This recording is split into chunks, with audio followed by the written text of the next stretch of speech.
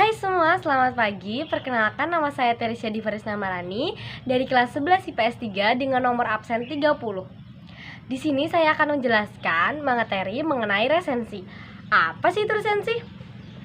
Yang pertama, pengertian dari resensi. Resensi merupakan ulasan atau penilaian mengenai suatu karya. Yang kedua, tujuan dari resensi. Tujuan dari resensi yaitu memberi gambaran mengenai suatu karya layak atau tidaknya untuk dibaca. Yang ketiga, unsur-unsur dari resensi.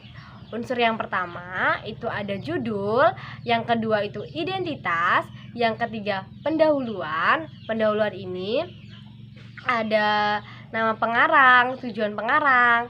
Kemudian yang keempat itu ada inti atau isi dari resensi.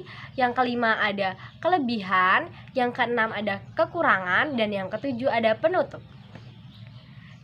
Yang keempat, kaidah-kaidah bahasa resensi. Kaidah bahasa yang pertama itu ada pronomina atau kata ganti. Pronomina dibagi lagi menjadi beberapa. Yang pertama ada pronomina personal atau kata ganti orang. Kata ganti orang ini dibagi lagi menjadi beberapa. Yang pertama, kata ganti orang pertama tunggal, yaitu saya atau aku, dan kata ganti orang kedua kata ganti orang pertama jamak itu seperti kami atau kita. Kemudian kata ganti orang kedua tunggal itu seperti Anda atau kamu. Kemudian kata ganti orang ketiga tunggal itu seperti beliau. Kemudian kata ganti orang ketiga jamak itu ada mereka. Kemudian kata ganti pronomina tanya. Pronomina tanya ini mengenai apabila, bagaimana, kenapa. Bisa disebut juga dengan 5W 1H. Kemudian ada pronomina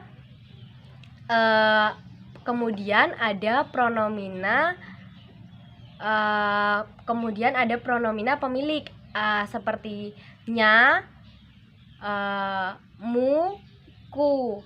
Biasanya itu ditaruh di belakang kata seperti miliknya, milikmu, milikku, dan yang lain-lain. Kemudian ada pronomina penunjuk, itu seperti begini, begitu, seperti ini, seperti itu, ini, itu, dan yang lain-lainnya. Kemudian yang kedua, kaidah bahasa yang kedua itu ada istilah. Istilah itu penggabungan kata. Kemudian kaidah bahasa yang ketiga itu ada konjungsi. Konjungsi ini dibagi menjadi beberapa. Yang pertama, konjungsi temporal.